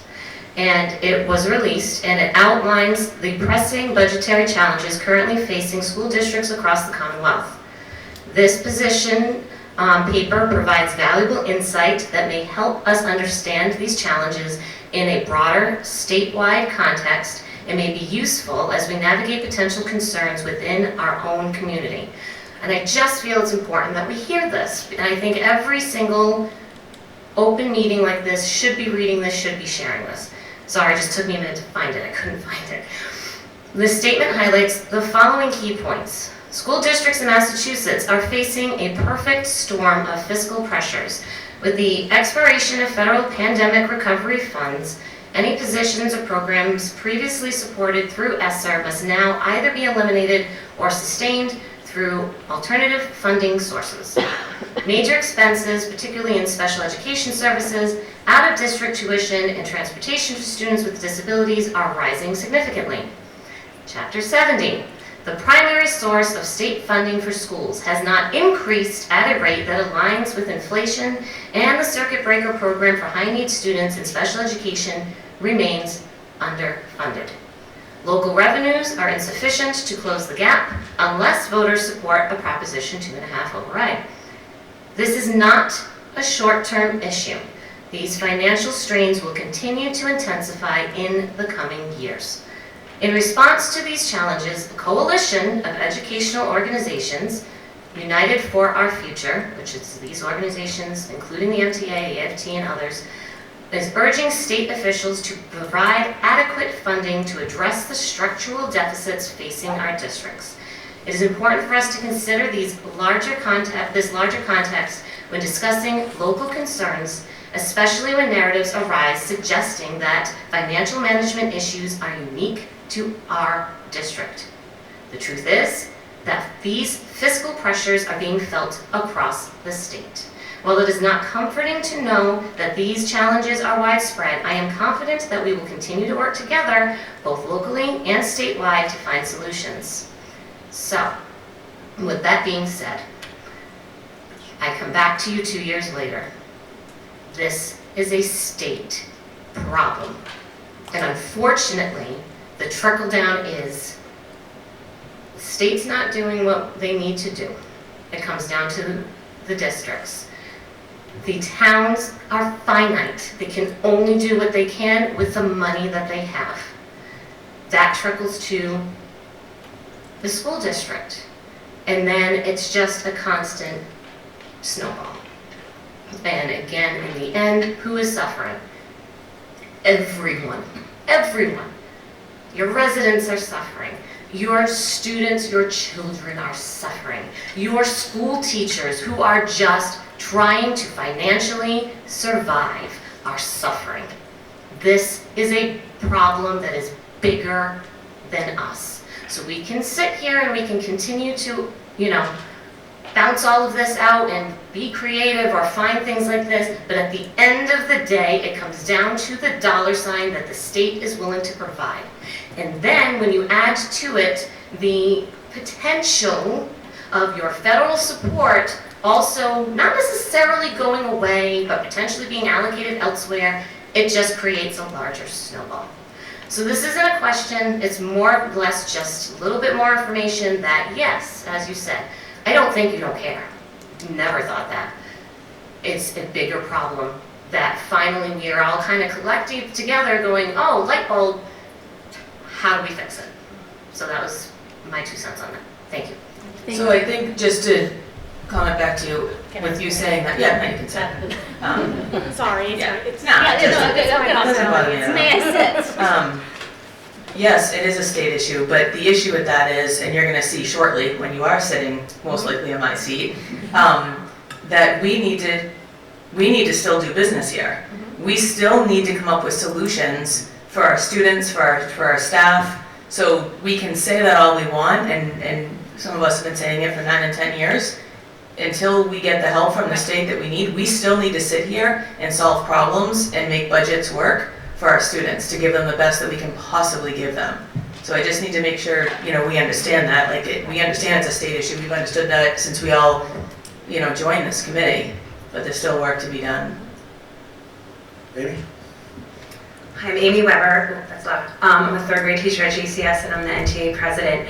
And I wanted to just thank Jen Farley because she said it in a much more eloquent way tonight what I kind of tried to say 2 weeks ago when I came up here and asked the school board, will you work with us to get us the budget that we deserve? And the answer was yes. But I think what we're trying to say is how can we work together? And I don't know the answers to that. I'm not an expert at local government. But we've reached out to the school board, we've reached out to the FinCom, we've reached out to the select board. We are in a crisis and we want to find solutions. And I don't know if that means we work together to ask the town to give us a bigger piece of the pie. And I understand that it's going to affect someone else. But these are questions that we're talking about. What can we do? So thank you, Jen, for speaking so from the heart as a parent and as a resident. But we do really want to work together. Thanks. Thank you. All good? Anyone else for public Budget, Public comment. budget, public, now you confused me again. Budget meeting comments. Anyone else from the school committee? Good to go. So now I think I have to close this. All right. So I will motion to close the public hearing on the FY 2026 school budget. So moved. Second. Can I actually just go back? Sorry. Yep. Just from the town charter, can we just make sure we do this correctly? We need the last 2 fiscal years and what those costs were. They're all in here. They're all in there. Can we just read them all in public just so we have it? That's my fault. I meant to say Sorry, that before. you want to read the total budget for the last 2 fiscal years? So by town charter, we need to read FY '23 and FY '24 actuals, Okay. which I know are in there. Yep. Thank you. Okay, so FY '23, $33,196,937. FY '24, $34,329,982. And then the budgeted number for FY '25 is $35,535,601. And then our projected cost for FY '26 would be $37,298,231. Correct. Thank you. Now I'll entertain a motion to approve, to close the public hearing on the FY '26 budget. So moved. Second. All those in favor? Aye. Aye. All right. Next up is, yep, we got to vote. So a vote on the FY '26 budget. I'll entertain a motion to approve the FY '26 budget in the amount of $37,298,231 as recommended by Dr. O'Neill and her staff. Second. So moved. Said second. Yes. It's getting late. Yeah. All right, so moved by Dan, seconded by Sherry. Okay. Okay. All those in favor? Aye. Aye. Thank you very much. All right, cool. Next up is public comment period. Anyone else have anything to say about not budget related? Yes. Seeing none, we will move on. If people want to get out of here, we can take like a 1 minute to pack up your stuff. I totally understand. But if you're going to stay and listen, you're more than happy to. You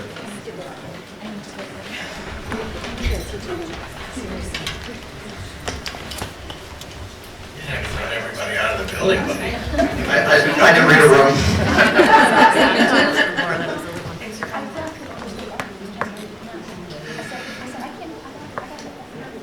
No, only 2 people left. I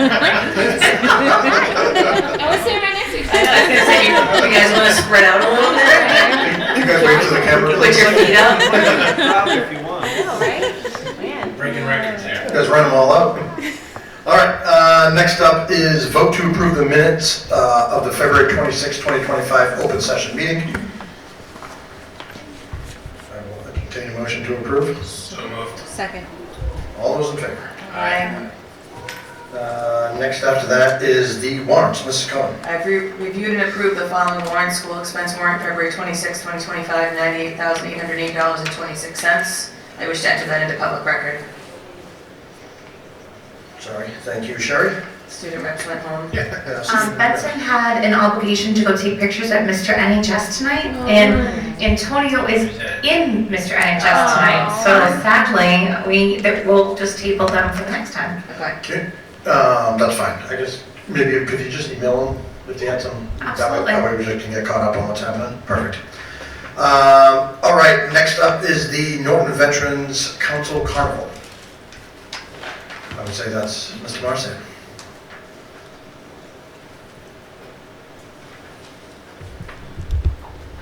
Thank you all. Roger Marsan, 62 Power Street. Just wanting to give you a rundown of what we're doing again this year with the carnival. It's going to be from June 26th to 29th this year.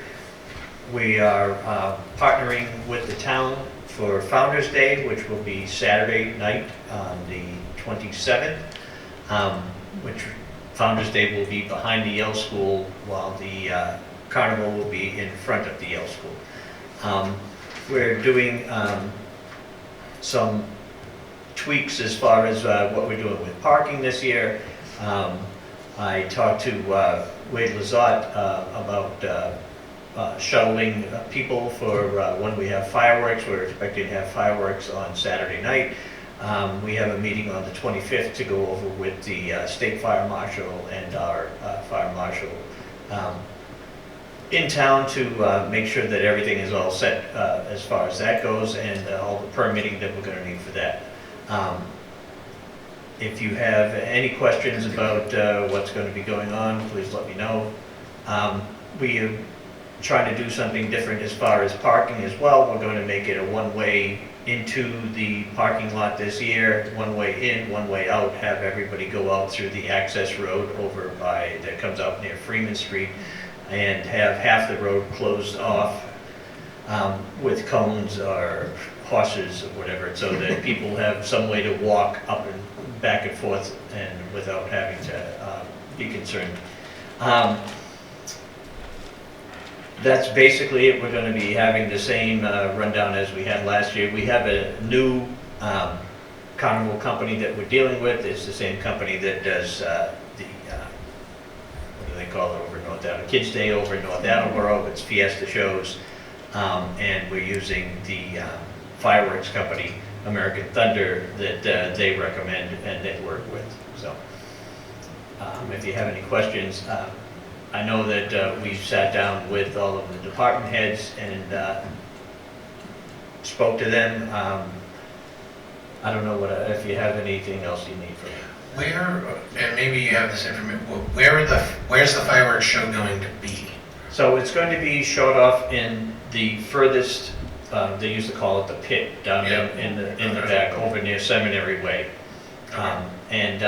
Speaking with Wade, people are going to be encouraged to bring blankets and put them out on the field, the synthetic field, the multi-purpose field that's behind the L, to watch the fireworks. Most everybody will be gone from Founder's Day before they shoot off the fireworks. There'll be no parking over in that area, obviously, where they're going to be shooting off the fireworks. I'm personally very excited to see this come back. It seems to be a little hiatus Yeah, for a while.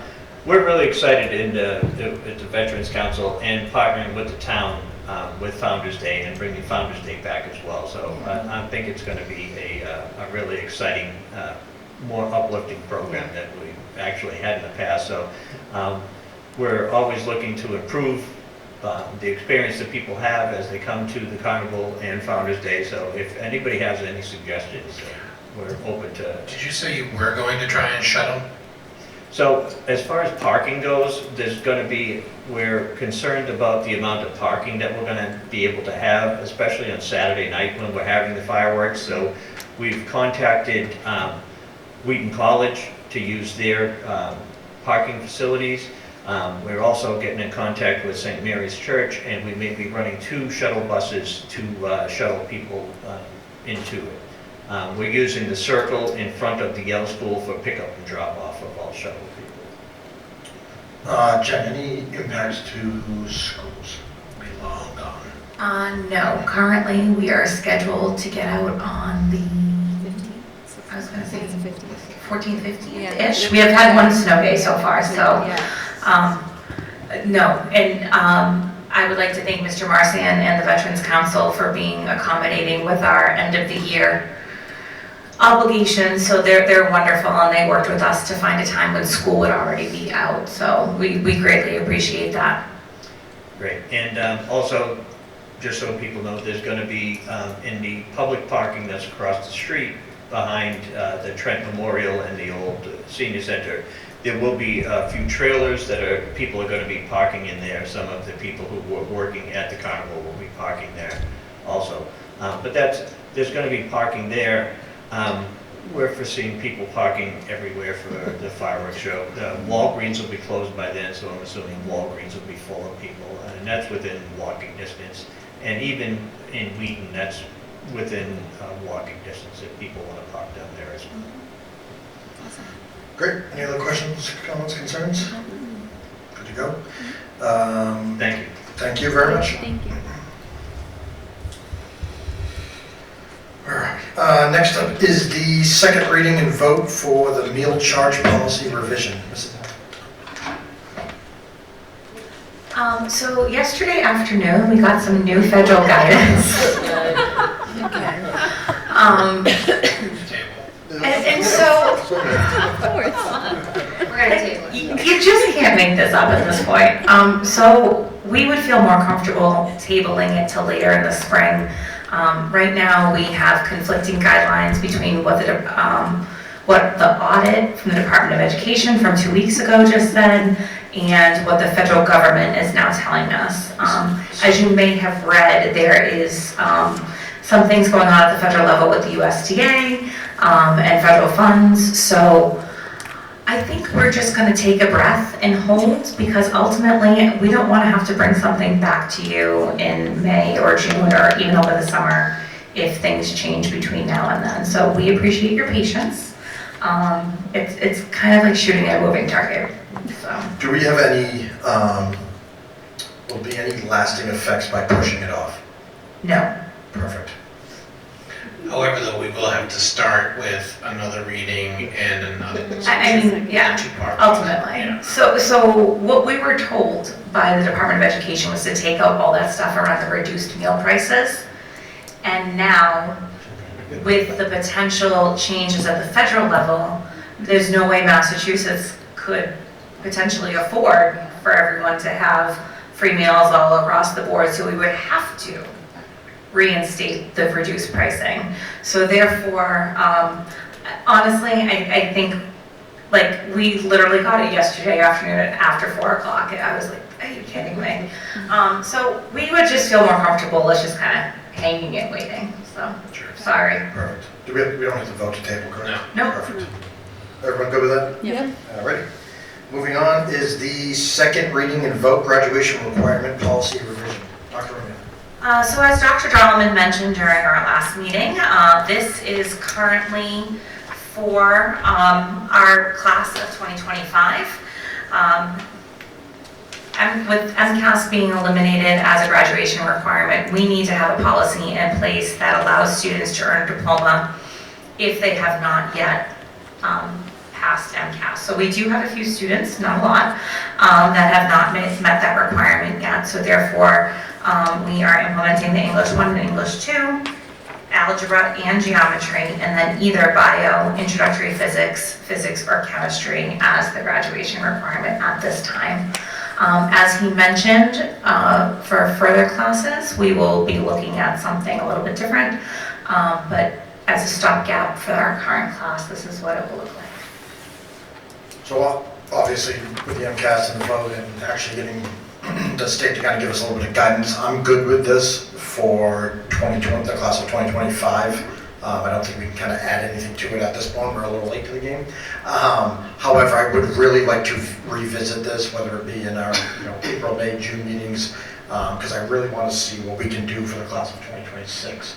So I'm good with approving this with the understanding that school committee, administration, principals, teachers, students, parents, whoever we need to kind of figure out, maybe it's kind of a part of our strategic planning in that committee, kind of what do we want to see as graduation requirements moving forward in the town of Norton.